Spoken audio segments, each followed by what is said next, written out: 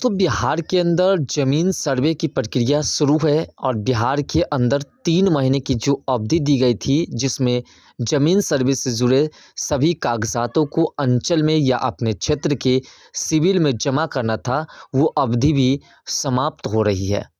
लेकिन इसी बीच दाखिल खारिज की प्रक्रिया को लेकर के काफ़ी लोग परेशान हैं। माना जा रहा है कि दाखिल खारिज अगर कंप्लीट नहीं होता है तो ऐसे कंडीशंस में आपका ज़मीन जो है वो आपके नाम से दर्ज नहीं होगा।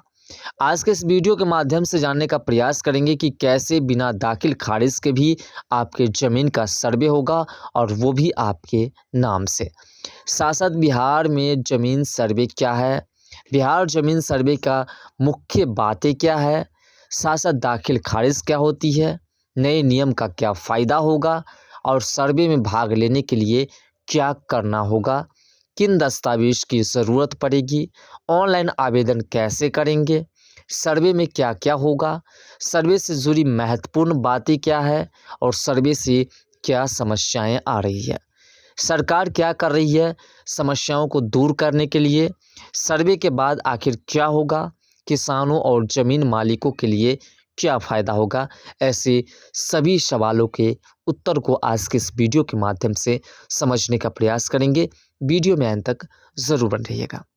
बिहार सरकार ने एक बड़ा फैसला लिया है जो राज्य के लाखों ज़मीन मालिकों के लिए राहत की खबर है।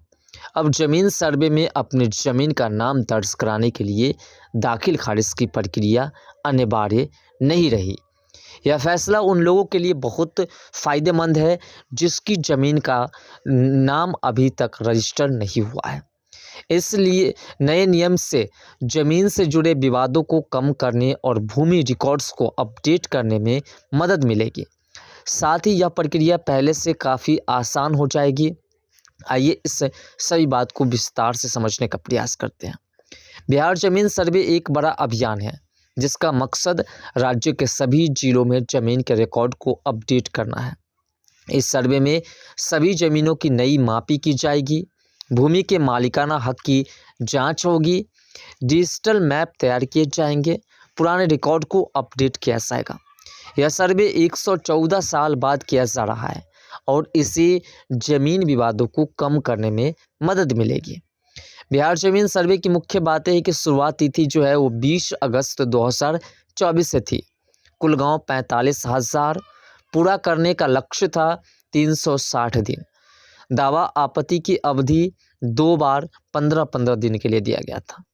अगर ऑनलाइन आवेदन अगर आपको करना होगा तो biharbhumi.bihar.gov.in से भी कर सकते हैं। मुख्य उद्देश्य है कि भूमि रिकॉर्ड्स का डिजिटलीकरण करना है।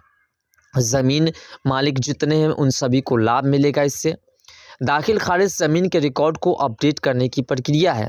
इसमें ज़मीन के नए मालिक का नाम सरकारी रिकॉर्ड में दर्ज किया जाता है, पुराने मालिक का नाम हटाया जाता है, ज़मीन का नया खतियान बनता है।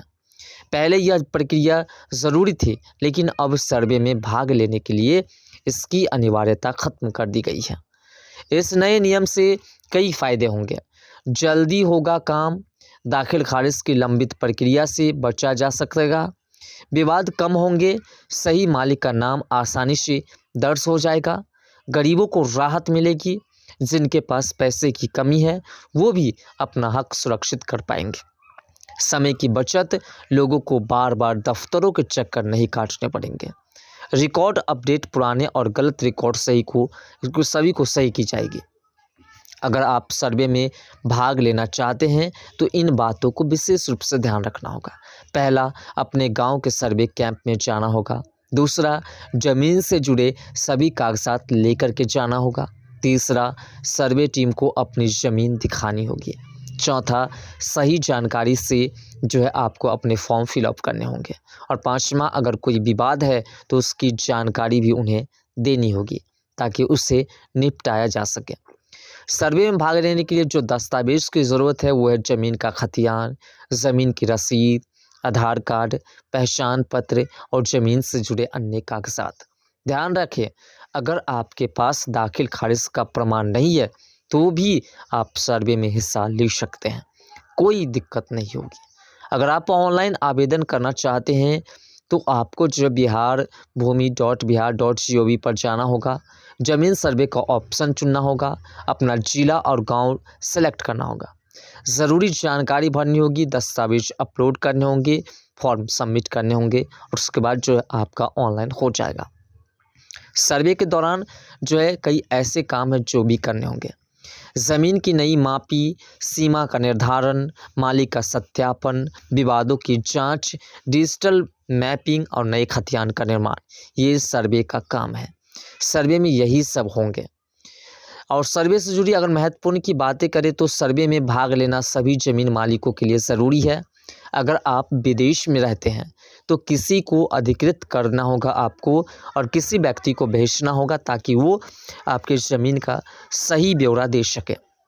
सर्वे के बाद 15 दिन का समय दावा आपत्ति के लिए दिया जाएगा। किसी प्रकार की दिक्कत है तो आप दावा कर सकते हैं, आपत्ति जता सकते हैं। गलत जानकारी देने पर कानूनी कार्रवाई भी आपके ऊपर हो सकती है। सर्वे के बाद नए डिजिटल खतियान जारी किए जाएंगे जो आपके लिए भविष्य के लिए काफ़ी पुख्ता सबूत होगा। सर्वे के दौरान कुछ समस्याएं भी सामने आ रही है। कई जगह लोगों के पास पुराने कागजात नहीं है, कुछ लोग अपने ज़मीन की सही जानकारी नहीं दे पा रहे हैं, विवादित ज़मीन का मामला उलझ रहा है, तकनीकी दिक्कतों के कारण काम में देरी हो रही है, जिसके कारण 3 महीने की अवधि सर्वे की प्रक्रिया को बढ़ा दी गई थी। ऐसा माना जा रहा है कि जब तक तमाम डॉक्यूमेंट्स अंचल में या सिविल में जमा नहीं हो जाते तब तक जो है ये प्रक्रिया आगे बढ़ती रहेगी। सरकार इन समस्याओं को दूर करने के लिए कई कदम उठा रहे हैं। ज़्यादा टीमें भेज रहे हैं सर्वे के लिए और अधिक टीमें लगाई जा रही है। तकनीकी सुधार, ऑनलाइन सिस्टम को बेहतर किया जा रहा है और जागरूकता भी की जा रही है। लोगों को सर्वे के बारे में फुल जानकारी दी जा रही है। हेल्प डेस्क भी है। हर ज़िले में मदद के लिए हेल्प डेस्क बनाए गए हैं ताकि आसानी से लोग मदद भी मांग सकें। समय सीमा को लगातार बढ़ाए जा रहे हैं। ज़रूरत पड़ने पर समय को और भी अधिक बढ़ाए जा सकते हैं। सर्वे पूरा होने के बाद जो है सभी ज़मीन के नए डिजिटल रिकॉर्ड तैयार होंगे। हर मालिक को नया खतियान मिलेगा। ऑनलाइन पोर्टल पर सभी जानकारी उपलब्ध होगी। ज़मीन से जुड़े काम आसान हो जाएंगे। विवादों में भी कमी आ जाएगी और जो 60 से 70% केसेस आज के समय में कोर्ट्स में या थाना में पड़े हुए हैं उन सभी को निपटाया जाएगा। इस सर्वे से किसानों और ज़मीन मालिकों को कई फ़ायदे मिलेंगे। सही रिकॉर्ड, उनकी ज़मीन का सही रिकॉर्ड बन जाएगा। बैंक से कर्जा लेना आसान हो जाएगा। ज़मीन से जुड़े पुराने विवाद खत्म हो जाएंगे। सरकारी योजनाओं का लाभ आसानी से मिल पाएगा। स्पष्ट रिकॉर्ड से ज़मीन की कीमत बढ़ जाएगी। अगर कोई सर्वे में गड़बड़ी करता है तो उसके खिलाफ सख्त कार्रवाई भी की जाएगी। झूठी जानकारी देने पर जुर्माना लगेगा। फर्जी दस्तावेज देने पर केस दर्ज हो सकता है। दूसरे की ज़मीन हड़पने की कोशिश पर जेल भी हो सकती है। इसलिए सभी लोगों से अपील है कि वे सही और सच्ची जानकारी प्रस्तुत करें और अपने क्षेत्र के सिविल में या अपने अंचल में जाकर के सभी कागजातों को वहां पर जमा करें और सही से सही जानकारी वहां स्पष्ट करें ताकि आपके ज़मीन का जो है सही ब्यौरा सरकार को मिल सके। सर्वे में किसी प्रकार की कोई गड़बड़ी ना हो, इसके लिए आपको अपने ज़मीन के सही नंबर भी दर्ज करने हैं और साथ साथ ज़मीन के सभी कागजातों को भी देना है ताकि किसी प्रकार की कोई गड़बड़ी नहीं हो।